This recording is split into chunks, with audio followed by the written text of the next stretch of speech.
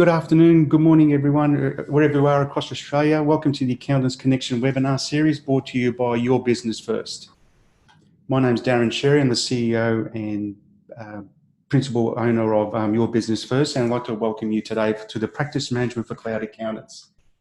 I particularly like to welcome Mathew Grant from Waypoint, who are software implementation specialists. I've asked Mathew to talk to you today about a practice management system he's been implementing to accounting firms across Australia with great success. But before we get started, some housekeeping. First of all, thank you very much for providing some questions during the course of the registration. And secondly, if you've got any questions during the course of the webinar, please feel free to click on the Q&A button, type in your question, and if we have time, we'll go through those questions, but we'll go through those questions anonymously. So, thanks again for joining us today, Matt. So tell us, before we get started, a bit about yourself and Waypoint.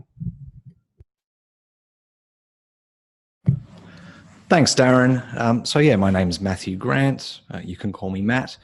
And I'm the new business director at Waypoint. So on that photograph that you can see on screen, I'm the guy with the beard on the left, as opposed to the other guys with the beards. We've been around the traps in the Xero and the Intuit ecosystem as cloud integrators now for about 6 years. Dan there in the middle is the founder and director of the company. A lot of people probably recognize him. He's quite tall and he gets around quite a bit. We've been implementing bespoke solutions now across that 6-year period for a number of industry verticals. Increasingly, we're doing work with accounting practices, and Darren's brought us along really just to talk about our experience, and really what I want to focus on is the why. So yes, we implement a practice management tool called Excello. Some people may have heard of it, some people may have not. It's not a traditional accounting practice management tool as such, but it works perfectly in the industry. So rather than going through a big demo of the product and focusing on that, I really want to talk about why we are speaking to accounting firms and really what the issues are that are being seen when we have these conversations. So obviously the catalyst for us working with an accounting practice tends to be that the firm is wanting to properly implement a practice management system in the cloud. Now that could either be because they've already moved or they are looking to move to the cloud. And what I also want to just quickly do here is put some definition around practice management. It's kind of like when you're talking about CRMs. CRMs can mean different things to different people. So broadly speaking, when I'm talking about practice management systems, I'm talking about a tool that is in charge of your daily operations. At the kind of the top level view, it's what you're doing, for whom, and when. At more of the micro view, it really focuses, or a practice management system should focus on functions within the business, like these ones. So client management, communications, engagement letters, jobs, requests, and billing. These kinds of functions are fairly ubiquitous across any industry, and certainly we've seen business types that aren't accounting that have all the similar sort of needs and requirements to what accounting practices have. And they might just call things something a little bit different.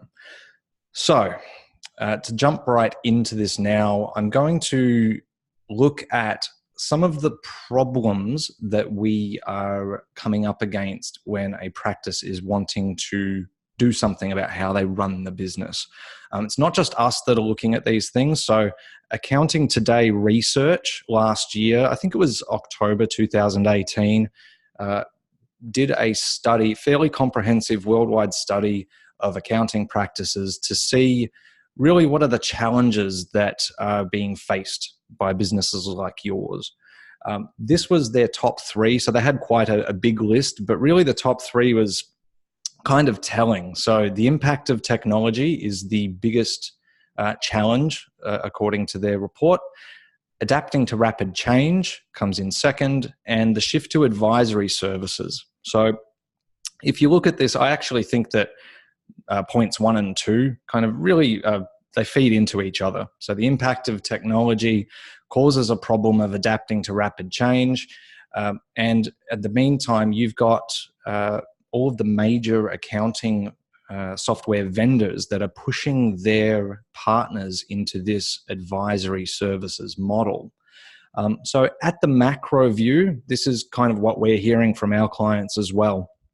If we dive into the micro view, this is what our clients are telling us at an operational level. So the things that they're having problems with on a daily basis by the people that are tasked to do the work.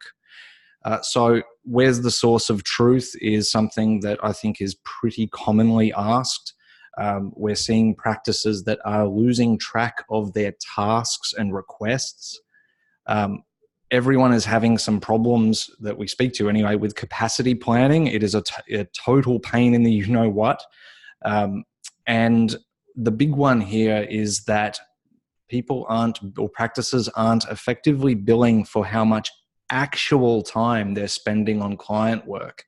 And the reason that we can dig into when we speak to them is really because it's hard to track the time accurately.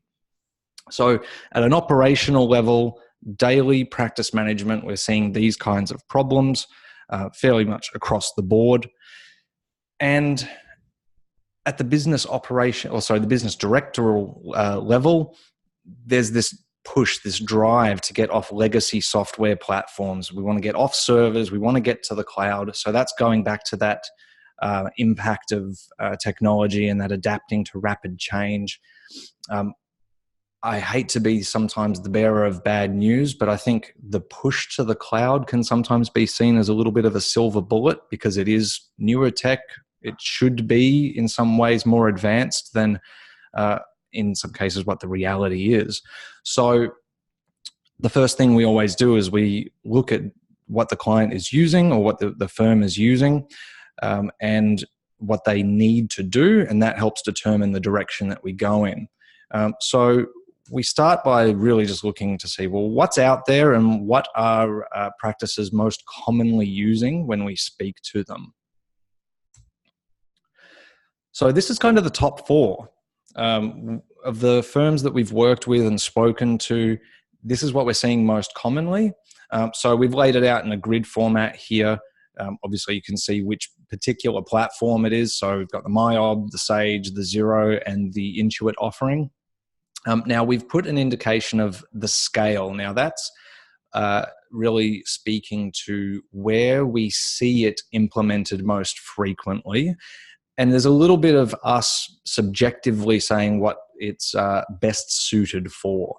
Now, in terms of how it's stored, we know that the MyOb and Sage offerings have some cloud functionality, but I just wanted to put that in there as server-based because it's not what we would class as true cloud. It still relies heavily on your server, or in some cases, an off-site server model. So you pay for the software and you pay for an off-site cloud server to host it on. So you don't have a server in-house, but it's not what we would class as true cloud-native software. Whereas Xero Practice Manager and QBOA are both cloud-native apps from the ground up. If we go on to the next slide, when we have gone through initial consultations with firms, what we're finding is that they're feeling kind of a bit of pressure, particularly if they're on server technology at the moment. These legacy platforms haven't really adapted to the cloud technology very well. And the existing cloud service offerings are really great when you've got a small team, but become difficult to scale. And so that's what we're kind of getting as the general summary after we've gone through those initial consultations. So to put this into practical terms, what I want to do is I want to show you an example. So this is a client of ours. The big picture problems that we mentioned earlier with the Accounting Today research apply to them. So they were looking to shift to advisory services. They're feeling the impact of technology. All those quotes that I had up on screen earlier about capacity planning and whatnot, that all applies to them as well. Actually, it's where we got most of those quotes because they were very forthright with some of the issues they were having. So this is a little snapshot, and if anyone's seen me present elsewhere, you may have seen these slides before. It's ones that we like to bring out every now and then. So this was them at the beginning of their journey. So they had 2 staff at this point, and they had based their practice around Xero Practice Manager and spreadsheets. Essentially, that was their practice management tool. And they had a few other bits and pieces like we all do. We've all got calendars. We've all got some sort of file storage place. They'd actually gone down the route of putting in a ticketing system to try and handle their requests. And they had an early version of Microsoft To Do. It was under another name at the time. And they had Xero Tax. An obvious, very straightforward technology stack to run their practice and also deliver work. Now, a couple of years later when we started working with them, this was last year, this is what their technology stack had turned into. They had 8 staff at the time and they were getting ready to hire another 5. So they were going through growth.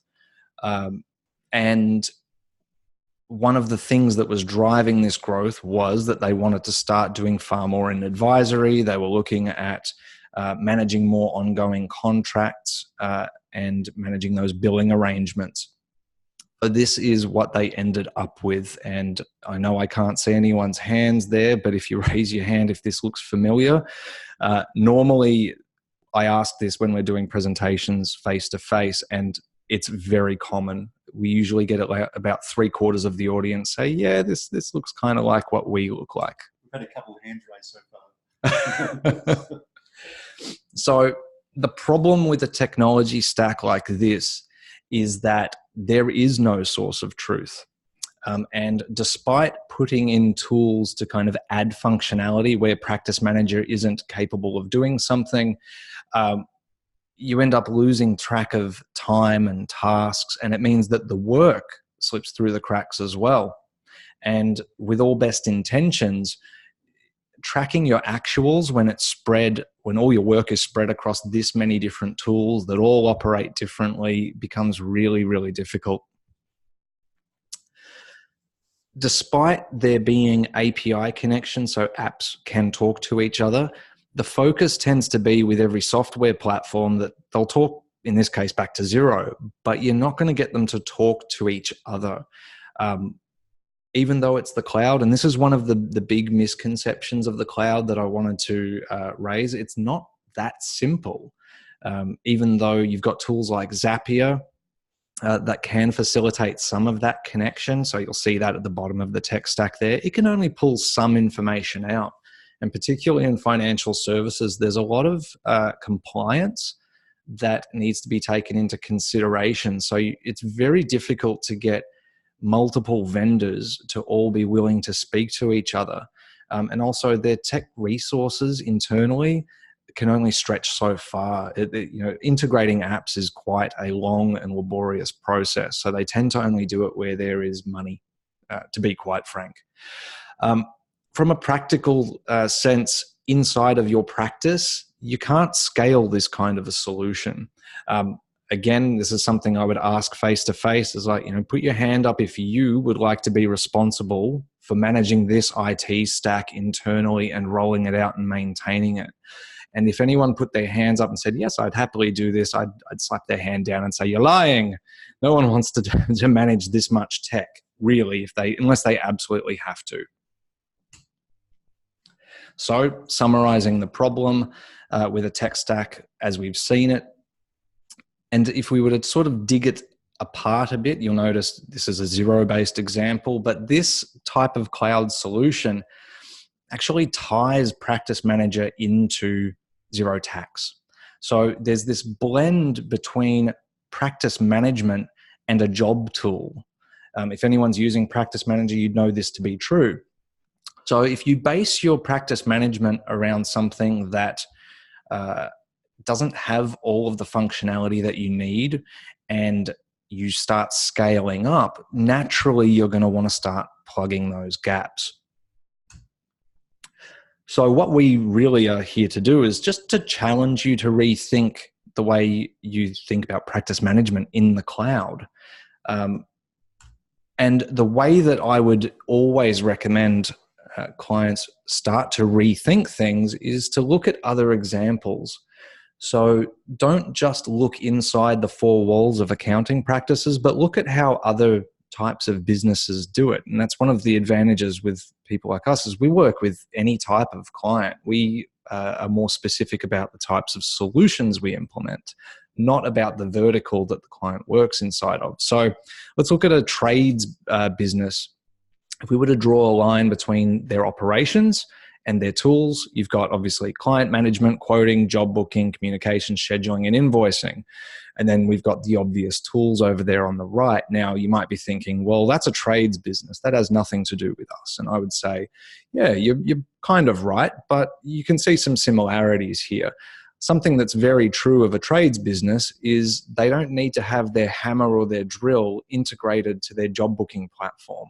The tool to do the work is completely separate, but they need to know where they need to be, for whom, and what they need to be doing before they do it. We want to look at something that's a bit closer aligned to the accounting industry. It's actually digital agencies. So, people that do design and film and marketing and all that kind of bucket of work. So a digital agency's operations is actually very similar to an accounting practice. We all have client management, quoting, job management, communications, resourcing, time tracking, contracts and requests and task management, work in progress, reporting and invoicing that needs to be done. But the same statement is true, with their job tools. If someone comes to them and says, hey, I want to have a contract with you for a year where you provide us with a new animated graphic for our website every month, they don't need After Effects to be integrated to their job management tool. The job management tool tells them what they need to do and when they need to do it and for whom. But they're always bouncing out into other pieces of technology to do the actual work that they bill for. And so when we rethink the way that we structure practice management and draw that line in the sand right down the middle there, this is what it looks like in an accounting practice. It's basically the same. We've got different terminology here, but we would challenge a practice to think of practice management as something that is independent of the accounting partners that they work with. And certainly your practice management tool shouldn't care, which platform you run your own ledger on. And it also shouldn't care which platform your clients run their accounts on. It should just be there telling your people what they need to do, for whom, and when. And that way you can kind of relegate the tools for delivering that billable work over to just the tools area. That lets them do what they do best, rather than trying to blend it all together. So this is certainly the type of approach that Excello takes. So we have one software platform that manages all of the operational stuff on the left. It's fully end-to-end. It doesn't care whether you're on Xero or QuickBooks, and it doesn't really care what your clients are using. It brings in all of that functionality into one central place, so you've got full client visibility. And it tells everyone in the practice where they need to be, and that's one of the most important things. And it's fully trackable and traceable, so you can audit yourselves very easily. When you need to do the actual work for your client in this scenario, yes, you are going to need to put client information into the tool. So if you're doing tax returns, you've got your tax tool. You might have a work paper tool. If you are working in self-managed super funds a lot, then you're going to have a tool for that. And certainly there's trust accounting tools and all that. So we challenge practices to say, look, put that line in the sand, because the alternative in the cloud at the moment is this. The reason why tech stacks like this exist from the feedback that we get from clients and potential clients is that people really are just trying to get a single source of truth. And it's mainly based around your contact information, so your client's information. I hate to be the one to break it to you, but it just doesn't exist in the cloud. Not at the moment. You're not going to ever get this many apps to speak to each other properly. And with that many API connections, even if you could, it's probably not going to go very smoothly at this point in time. So in challenging practices to rethink their cloud strategy and to consider practice management to be all about your operational requirements and leaving the job tools out of that, if you can do that, we think great things can happen. So you start decreasing lost time.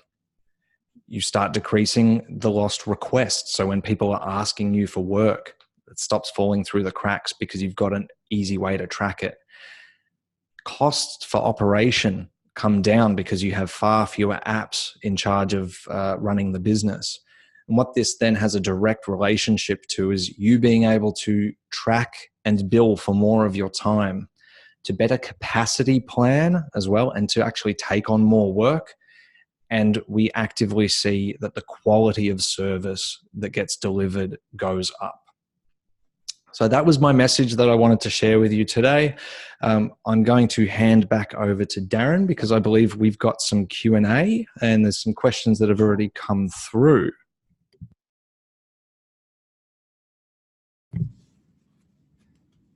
Thanks, Matt. That was great. Thanks for going through that Excel at a high level. So some of the questions that have come through, and I suppose it's come through a couple of times at the moment, is in relation to the data and the data security.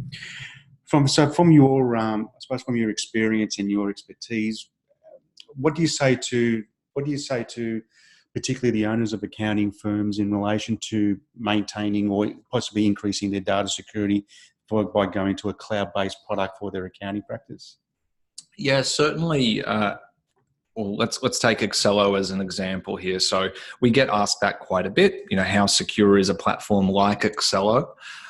It is actually already in use by a lot of Australian and international government agencies. So it meets all of their security requirements. They also have data sovereignty as an option as well, because obviously that can be important. You don't want to have not all businesses want to have their data that's distributed globally across AWS. So that's the service provider that they use. For reference, it's the same that Xero and a number of other cloud apps that we're all using today already store and host all of their stuff on. Yeah. So Excello has the option to say to enact data sovereignty on their service. So you can have your account only inside of Australian servers if you want to, or you could pick other countries and exclude places like the US if you want to, because obviously there's Patriot Act issues and things like that. Broadly, I would say that moving to a reputable, well-known and established cloud platform is always going to be more secure than a server in your building. You know, you can very easily break into a building, rip a server out. Now, you might lock down a server and it might be hard to, you know, break into the hard drive of that and get the data out. But if someone really wanted to, they could. It's a lot harder to break into a cloud service because those cloud services often have dedicated security teams monitoring and bug fixing 24/7. You won't have that on your own server. No one does. So just on that, and I suppose an extension, how secure are those data servers being maintained? And are they reputable type of? Oh, yeah. So for reference, there's like 3 that are the main ones globally. You've got Microsoft, Google, and Amazon. They are the main 3 data center providers in the world. You've got other ones like Rackspace and things like that, but no one really uses them once they get up to enterprise-grade software. They are highly secure centers. They have to be because most of them have contracts with different governments around the world. So everything has to kind of meet their standards. and small business just benefits from that as well. Okay.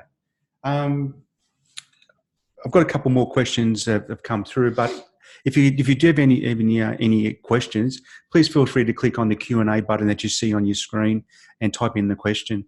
Another thing too that's come up, so you're talking about how well it integrates with various cloud accounting packages.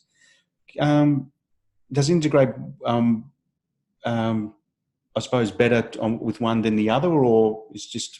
No. So Excello in this case will integrate with your ledger perfectly, whether it's Xero or QuickBooks Online. They both work just as well. The way that it syncs data, fully two-way. So, it gives you good flexibility once it's set up properly as well to start really tracking cost centers in the business quite well. Yeah. And it also gives you the flexibility of letting staff see the paid status of invoices without needing to have accounts access. So you can have all of your team just working inside of something like Excello. They can see that invoices have gone out. They can see if it's been paid. They can see if it's overdue without having to open up Xero or QuickBooks. Fantastic. Okay. Hope that's clarified that question. And another thing too, I suppose this is probably product specific, but I want a question here or a comment that's come through in relation to Xero stores files in a Dropbox account. What other solutions within the Xero platform are available? I suppose that's particularly through Excello. Yeah. So there's a couple of ways that you can look at file storage. One of the things that we're always putting in place, because we work heavily on process with our clients. So services like Dropbox, Google Drive, Microsoft OneDrive, doesn't really matter which one you want to use. The other one's Box. We take the belief that those types of platforms are fine to have, but they should have a purpose, especially if you're putting in something like Excello. They should have a purpose that they really store your internal stuff and they store work in progress documents. So things that aren't ready for a client to see it yet, but you might be going in there and sharing and collaborating on something. There might be some data manipulation that you're doing.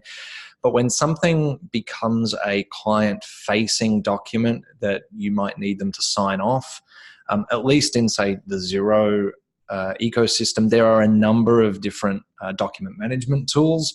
And certainly Excello has its own built-in document management system. And why, if we were putting Excello in for a firm, we would say, okay, well, let's draw a line in the sand. You've got your WIP documents. That's internal. You might get a client to collaborate here and there, but the second it becomes finished, you export it out. Part of your process would be putting it into a fixed format, so maybe a PDF so it doesn't get altered.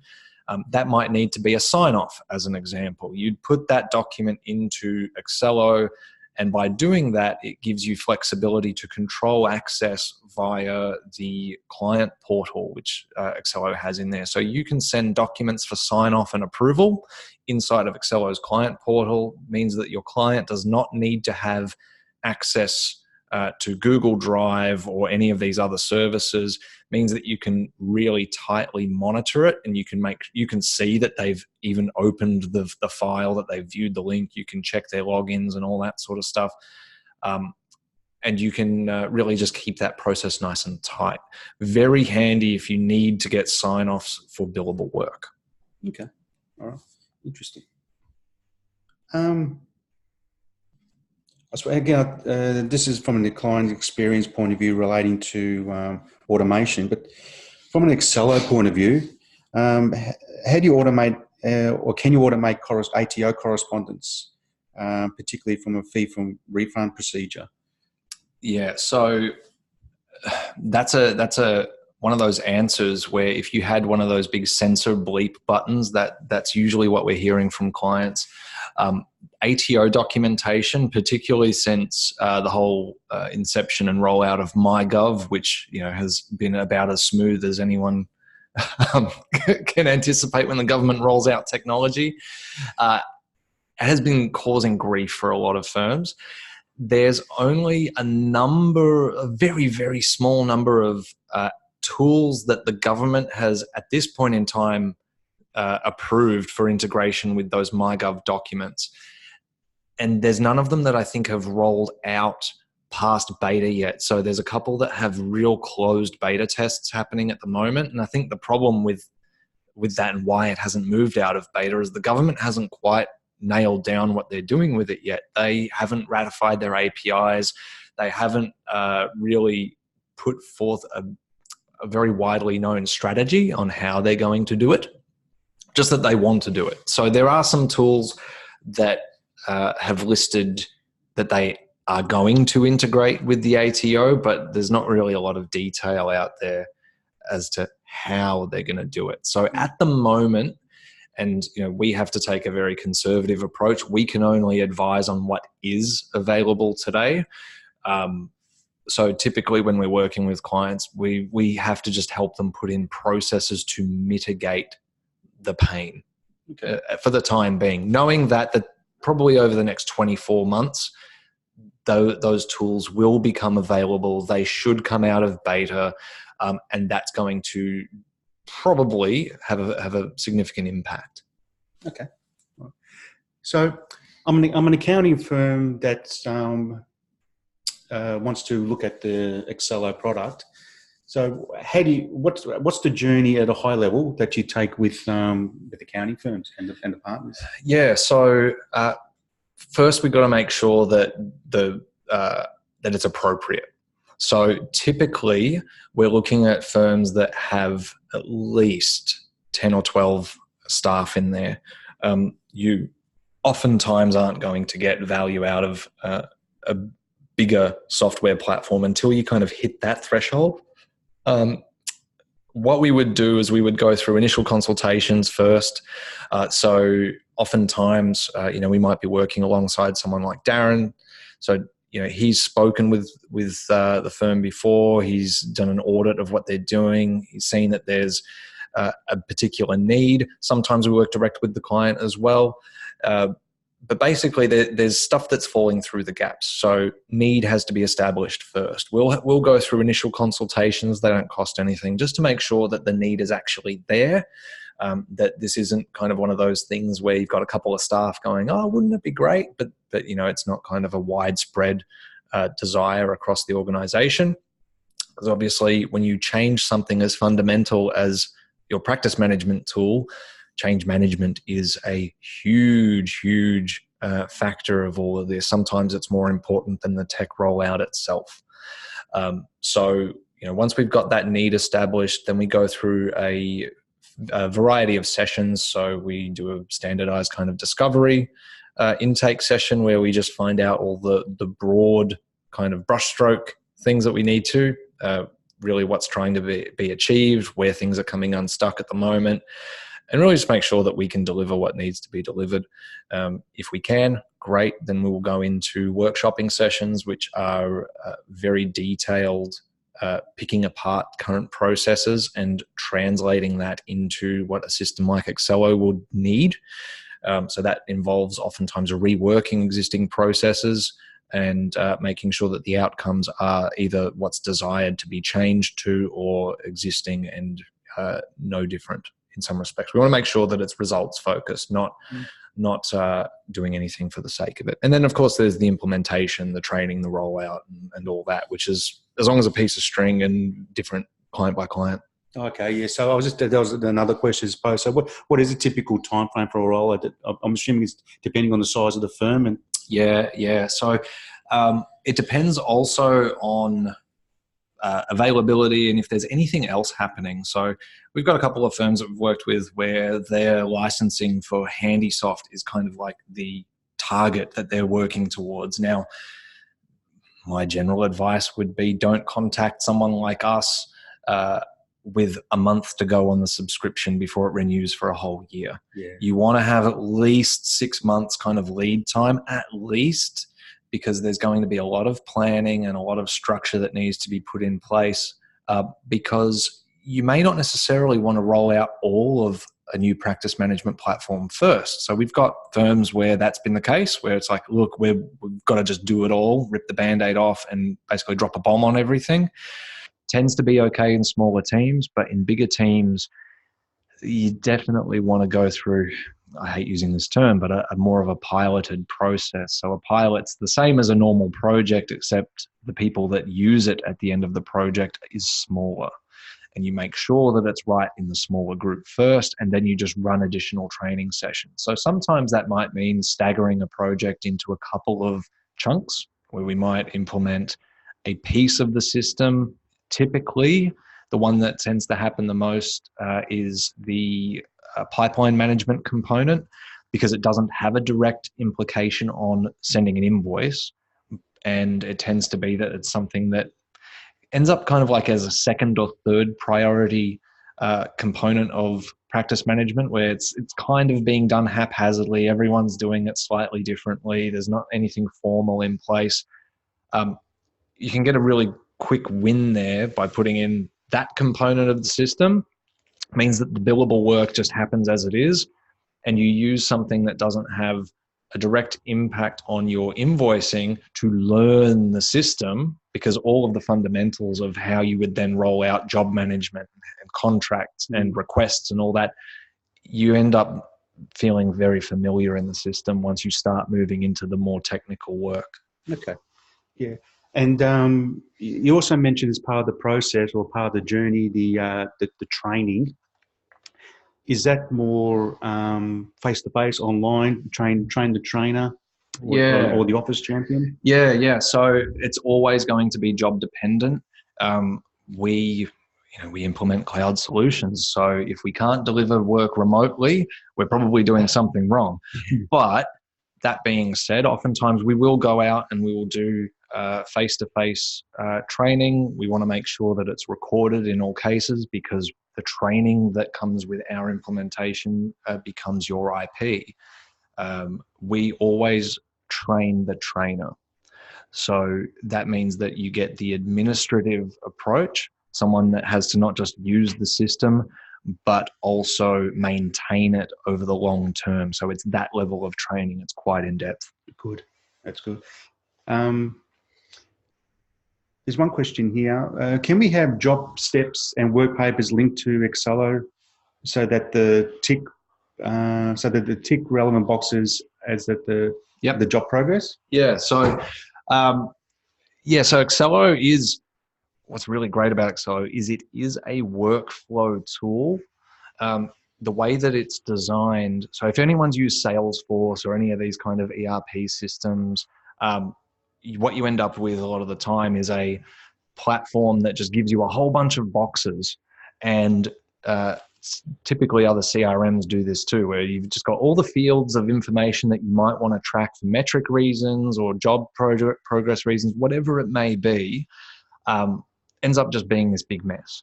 So Excello, in the way that it automates processes for you, is it's very much progression based. It actually calls this part of the platform progressions. So, if something comes in and it's new, say it's a new job, you'll have only a couple of things that might be required at the start. But then when you say, okay, let's now make this an active job, it can prompt you for all the things that need to be done. It can set tasks as part of that. It can prompt you to allocate the work, resource plan. It can generate invoicing. There's all sorts of things that it can do so that it's basically exactly that, moving you through a job or a contract or whatever it may be, taking the relevant information at that point, not putting every option in front of the operator and just making it a mess and a pain to use. Okay, all right. So at a high level, why would I want to consider it? Why should I consider Excello compared to, say, XPM or Xero or Mile from a practice management point of view? It's all about scale, really. So if you were looking, and typically, we always say if you're a smaller firm, use the smaller tools. They are there. They're usually provided for you free of charge. Get into the cloud in something that is going to get you there quickly as you are starting out. If you're an existing practice, I mean, generally we aren't having the conversation unless there's a problem. Yeah. So, I mean, it ends up being a question that you can answer yourself. If you are in that bucket where things are falling through the cracks and you've tried, and you aren't necessarily sure that any of the more vendor-specific tools are going to quite do it for you, and certainly there's prohibitive costs in some respects on some of the server-based options out there, that's when I think the conversation is a valid one to have. Okay. All right. Thank you. Oh, you're welcome. Thank you. Thank you for passing all those questions to everyone. They've been great. They're really good discussion points. So we've got time for a couple more if anybody wants to ask a question. But just on that, while we're waiting on some more questions to come through, there is an offer for today, and there's basically a practice review from your business first, followed by a technology review and order from Waypoint. And also that if we decide to go down the Waypoint path, is that there will be an extended Excello trial period for any trials created by Waypoint. So that's a great offer to take advantage of. So as usual, working with Your Business First and the Accountants Connection webinar series, there is a three-step process. If you want to find out a bit more about Excello and having a practice review done on your business, just send us an email to inquiries@yourbusinessfirst.com.au. I'll contact you with the options and dates and times available, and then we can organise a no-obligation teleconference with you about your firm and any queries that you may have, our thoughts and recommendations in relation to your practice management system. So we have this, there is an expiry by next Friday, the 24th. I strongly suggest you take advantage of this offer. There is no obligation, and and the great thing about particularly the clients I've referred Matt to, they can also ask more questions that you may or may not have thought about as well. So the offer is there. Please take advantage of it, and we hope that you'll find not only the benefits of Excello, but a clear understanding of the process that you need to take in relation to moving your practice management system into the cloud, or changing your current system into the Excello system as well. Let's go. Thank you very much for attending today. Thank you again, Matt, for the time. The work that you've done with that client I've referred you to has been absolutely tremendous. Thank you very much again. We look forward to hearing from everybody here.